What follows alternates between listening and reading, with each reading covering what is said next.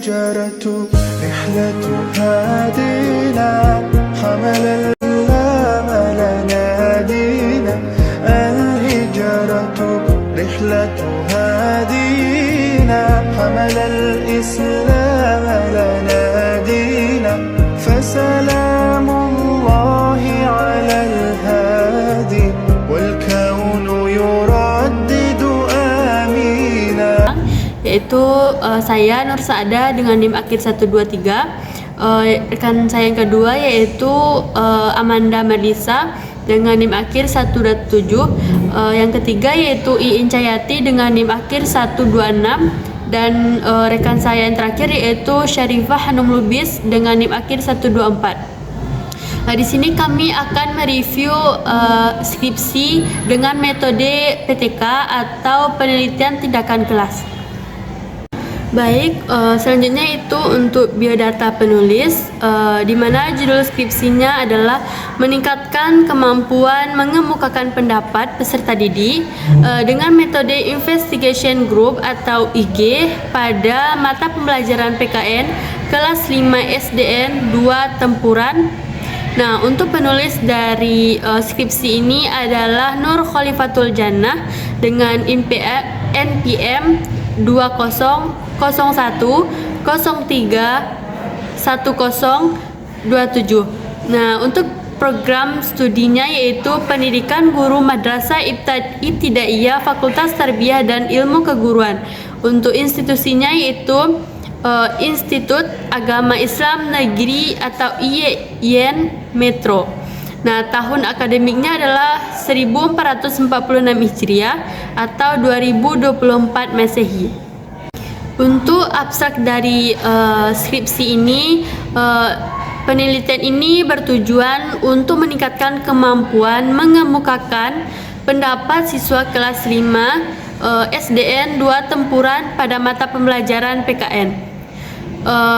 Metode yang digunakan pada penelitian ini adalah PTK atau penelitian tindakan kelas.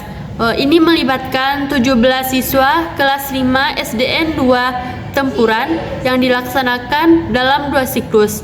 Masing-masing terdiri dari 2 pertemuan. Setiap siklus mencakup 4 tahap yaitu perencanaan, pelaksanaan, observasi, dan refleksi. Untuk hasil penelitiannya itu penerapan model pembelajaran IG menunjukkan peningkatan signifikan. Nah, pada siklus 1 ketuntasan protes mencapai 65%, yaitu 6 siswa belum tuntas. Nah, pada siklus 2 ketuntasan protes meningkat menjadi 85%, 14 siswa tuntas. Nah, hal ini menunjukkan bahwa peningkatan 20% dari siklus 1. Untuk indikator keberhasilannya, bahwa peningkatan kemampuan mengemukakan pendapat pada siswa ditandai dengan ketepatan KTP dengan rata-rata ketuntasan lebih kurang 75%. Selanjutnya yaitu latar belakang dari penelitian. Nah, latar belakangnya yaitu pentingnya pendidikan dan kemampuan berpendapat. Pendidikan di era global ini tidak hanya memberikan pengetahuan, tetapi juga mengembangkan karakter, kepribadian, dan juga mental dari peserta didik. Nah, melalui pendidikan, tercipta sumber daya manusia yang berkualitas yang berkontribusi pada pembangunan bangsa. Nah, kemampuan mengemukakan pendapat adalah hal dasar yang harus dimiliki oleh peserta didik. Ini membantu mereka mencapai hasil belajar yang maksimal, meningkatkan sikap aktif, rasa percaya diri, dan memudahkan sosialisasi. Selanjutnya, identifikasi dan batasan masalah. Nah, identifikasinya yaitu rendahnya keberanian berpendapat dari siswa. Siswa ini kurang berani untuk mengemukakan ide dan pemikiran mereka secara efektif di kelas. Dan juga dominasi guru, di mana model pembelajaran diterapkan lebih didominasi oleh guru dan mengurangi pengalaman belajar langsung oleh siswa. Dan batasan masalahnya yaitu kurangnya kesempatan, di mana siswa ini jarang diberi kesempatan untuk berpendapat di kelas, dan juga metode yang monoton. guru ini sering menggunakan metode yang sangat monoton seperti ceramah dan model pembelajaran yang kurang efektif. Selanjutnya yaitu tujuan dan manfaat dari penelitian. Nah, tujuan dari penelitian ini yaitu untuk meningkatkan keberanian berpendapat siswa pada mata pembelajaran PKN dengan menggunakan model pembelajaran kooperatif Investigation Group atau GI di kelas 5 SDN 2 Tempuran. Nah, manfaat dari penelitian ini ada 3. Yang pertama yaitu bagi siswa meningkatkan proses dan hasil belajar, terutama kemampuan berpendapat dan berinteraksi. Yang kedua yaitu bagi guru sebagai bahan pertimbangan dalam memilih model pembelajaran yang efektif dan meningkatkan kemampuan guru menciptakan proses pembelajaran yang kreatif dan inovatif. Dan yang ketiga yaitu bagi sekolah, di mana membantu meningkatkan mutu dan kualitas sekolah secara keseluruhan. Metode pembelajaran. Baiklah, saya Amanda Merlisa dengan NIM 2314070127 akan membahas tentang landasan teori, yaitu kemampuan mengemukakan pendapat. Pengertian kemampuan mengemukakan pendapat adalah kegiatan menyampaikan pikiran, gagasan, dan perasaan kepada orang lain, baik secara lisan maupun tulisan, berdasarkan pengetahuan dan pemikiran yang dimiliki. Ini melatih siswa menjadi pribadi yang berani dan mampu berkomunikasi dengan baik. Manfaatnya yaitu yang pertama, sikap aktif terhadap kehidupan. Kedua, peningkatan rasa percaya diri. Ketiga, kemudahan bersosialisasi. Yang keempat, peningkatan kemampuan kognitif dan wawasan. Yang terakhir yaitu rasa ingin tahu yang tinggi. Faktor pengembang dari kemampuan mengemukakan pendapat yang pertama yaitu keberanian, tidak takut menghadapi tantangan. Kedua, kegigihan, pantang menyerah dalam menyelesaikan masalah. Yang keempat, integritas, yaitu jujur dan bertanggung jawab. Yang terakhir yaitu vitalitas, semangat dan kegembiraan dalam belajar.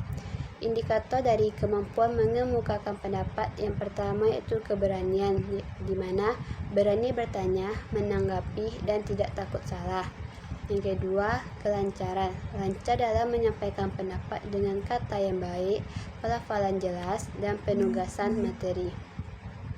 Yang ketiga yaitu tutur kata jelas, menguasai kosakata dan bahasa mudah dipahami. Yang keempat, kesesuaian, pendapat sesuai dengan materi, penguasaan substansi, dan kemampuan mengemukakan ide baru.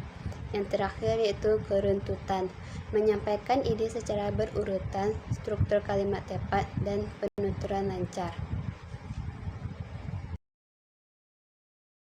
Pembelajaran komparatif tipe Investigation Group.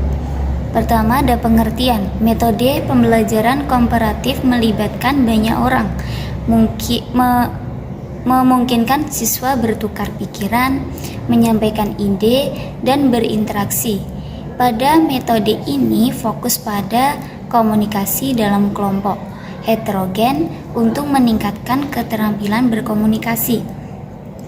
Group investigation adalah model komparatif yang menerapkan serangkaian kegiatan penyelidikan oleh siswa secara berkelompok. Siswa aktif mencari dan menemukan pengetahuan sendiri, mengembangkan kemampuan berpikir tingkat tinggi, koordinasi, dan keterampilan sosial. Ada beberapa langkah-langkah yang harus dilakukan. Yang pertama, pembagian kelompok heterogen. Yang kedua, penjelasan maksud dan tujuan kelompok. Selanjutnya, ketua kelompok mengambil materi tugas, diskusi materi secara komparatif, presentasi hasil pembahasan. Selanjutnya ada tanggapan dari kelompok lain, penjelasan singkat dan kesimpulan oleh guru, evaluasi kinerja siswa. Selanjutnya ada kelebihan, yaitu untuk meningkatkan berpikir tingkat tinggi, dan inquiry kompleks, siswa lebih aktif, bebas, dan kreatif, meningkatkan keterampilan sosial dan komunikasi. Selanjutnya, melatih tanggung jawab dan kinerja sistematis. Yang kedua ada kekurangan.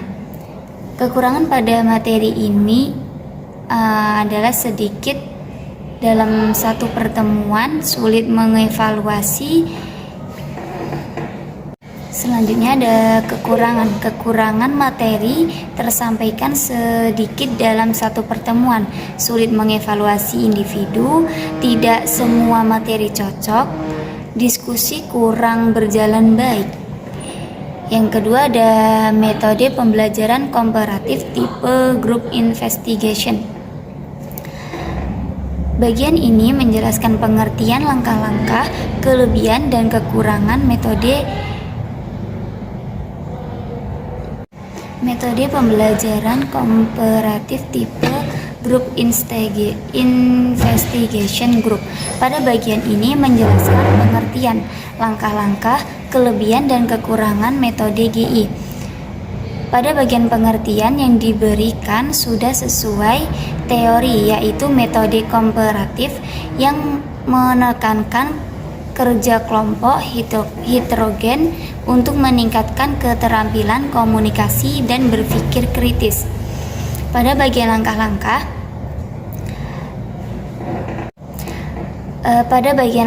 GI yang disebutkan mulai dari pengembangan kelompok, diskusi, hingga evaluasi sudah lengkap dan sesuai dengan prosedur GI. Namun, sebaiknya setiap langkah-langkah diberikan contoh kegiatan agar lebih aplikatif. Selanjutnya pada kelebihan dan kekurangan. Kelebihan yang disebutkan seperti meningkatkan berpikir kritis dan kerjasama sudah tepat. Kekurangannya seperti memerlukan waktu yang lama dan sulit mengontrol individu, juga sudah sesuai dengan literatur dan pada hal ini menunjukkan pemahaman yang baik tentang karakteristik model GI. Dapat kita simpulkan pada bagian ini, materi tentang model GI sudah lengkap dan sesuai dengan teori, namun akan lebih baik jika dilengkapi dengan contoh nyata, penerapan di kelas, dan kesimpulan umum. Secara keseluruhan isi materi pada bagian landasan teori dan metode ini sudah sesuai dengan teori yang ada dalam literatur, komponen yang disajikan lengkap dan relevan dengan topik skripsi. Hanya saja agar lebih kuat secara akademik sebaiknya ditambah referensi dari ahli, contoh penerapan di kelas, serta ilustrasi untuk mendukung pemahaman. Metode penelitian ini menggunakan penelitian PTK, penelitian, tindakan kelas, perencanaan, pengamatan, tindakan, dan refleksi. Saya akan melanjutkan pembahasan yaitu hasil penelitian, yaitu peningkatan kemampuan berpendapat. Penelitian ini menggunakan PTK dalam 2 siklus, masing-masing 2 pertemuan, dengan materi keutuhan NKRI dan norma dalam kehidupanku. Tahapan ini meliputi perencanaan, pelaksanaan, observasi, dan refleksi. Kegiatan awal atau pra-survei. Metode ceramah guru menyebabkan rendahnya keberanian berpendapat siswa atau hanya sedikit yang berani bertanya, menjawab, atau berpendapat. Model pembelajaran inovatif kurang diterapkan. Pretest pada 7 September 2024 menunjukkan hanya 23% siswa tuntas nilai lebih kurang 75 dengan rata-rata 70. Solusi yang diusulkan adalah penerapan model investigation group atau GI dengan alat peraga. Pelaksanaan siklus pertama dilaksanakan pada 14 dan 21 September 2024. Guru membagi siswa ke dalam 4 kelompok. 4 kelompok heterogen untuk diskusi materi NKRI. Awalnya, beberapa siswa masih fasih dan belum mengerti proses pembelajaran GI. Post-tes siklus 1 menunjukkan peningkatan rata-rata menjadi 77 dengan ketuntasan 65% atau 11 siswa yang tuntas. Meskipun ada peningkatan, masih ada 6 siswa yang belum mencapai KTTP, yaitu kriteria ketercapaian tujuan pembelajaran, sehingga perlu dilanjutkan ke siklus kedua.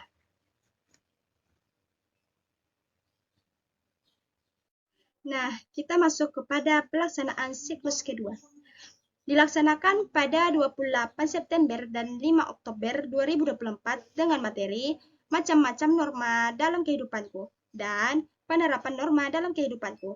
Perencanaan meliputi penyusunan modul ajar, soal pretest dan post-tes, serta instrumen observasi. Post-tes siklus kedua menunjukkan peningkatan signifikan dengan rata-rata nilai 79, mencapai standar KKTP 75. Ketuntasan siswa meningkat menjadi 85% atau 14 siswa tuntas. Nah, refleksi siklus kedua, pelaksanaan model GI sudah lebih baik.